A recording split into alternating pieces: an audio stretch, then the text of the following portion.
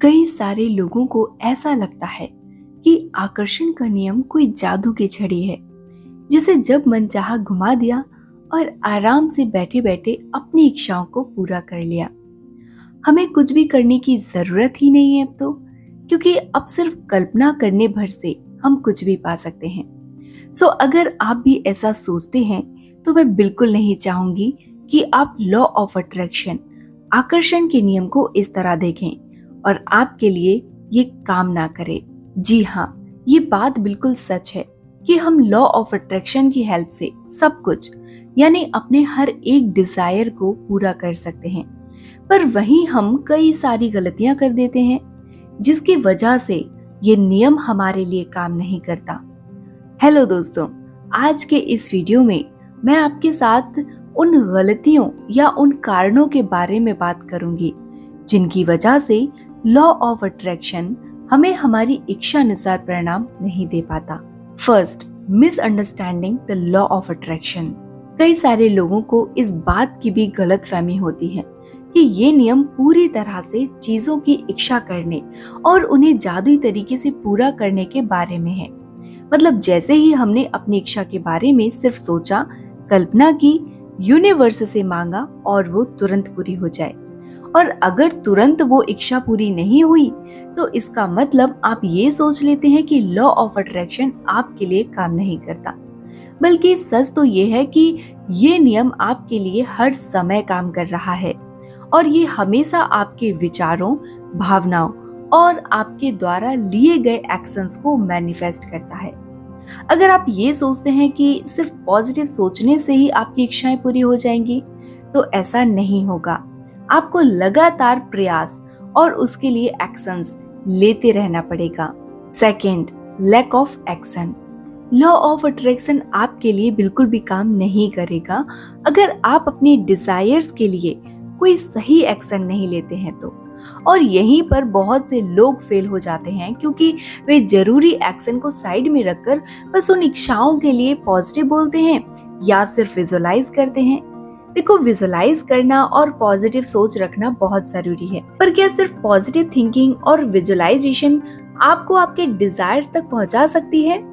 जी नहीं, आपको उसके लिए उस रास्ते पर खुद चलना पड़ेगा जो भी आप विजुअलाइज कर रहे हैं।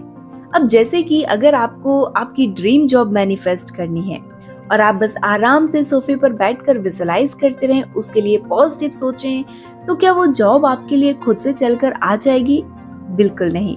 वो जॉब आप तक तभी पहुंचेगी जब आप उसके लिए अप्लाई करेंगे, इंटरव्यूज की तैयारी करेंगे और हाँ, इंटरव्यू पॉजिटिव थिंकिंग के साथ देने जाएंगे।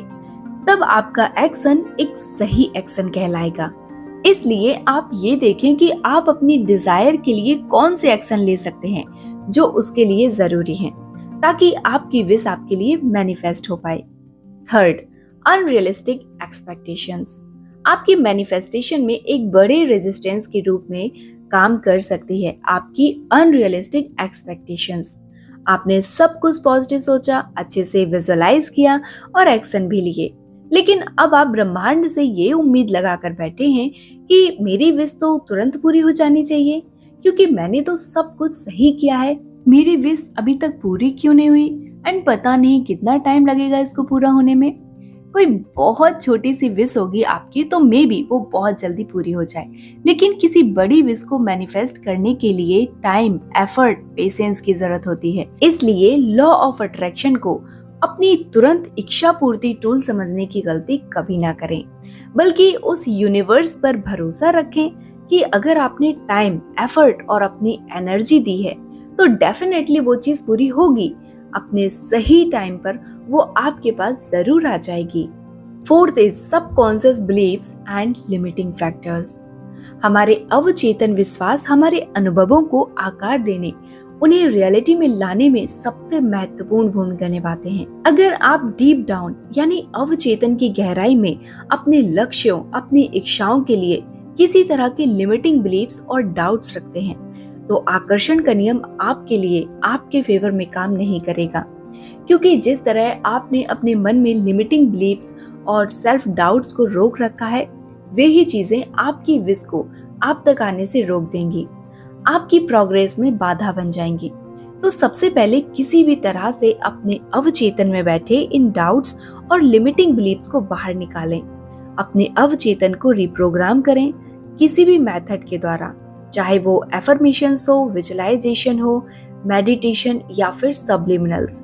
बहुत सारे मेथड्स हैं जिनकी हेल्प से आप अपनी सबकॉन्शियस माइंड को रिप्रोग्राम कर सकते हैं। और आपके सबकॉन्शियस माइंड को रिप्रोग्राम करना बहुत जरूरी है, बिकॉज तभी आप अपनी किसी भी इच्छा को अपने अवचेतन तक पहुंचा पाएंगे। Fifth is ignoring negative thoughts. तो बहुत सारे लोगों को ऐसा भी लगता है कि अगर हम लॉ ऑफ अट्रैक्शन को फॉलो कर रहे हैं तो हमें नकारात्मक विचारों और भावनाओं को पूरी तरह से नजरअंदाज कर देना चाहिए, जबकि ये एक गलती है। आप नकारात्मक भावनाओं को, विचारों को नहीं दबा सकते और ना ही ये कोई समस्या का समाधान है। आखिर कब तक आप ऐसा कर पाएंगे? कभी ना कभी तो ये भावनाएं बाहर निकल कर आएंगी ही।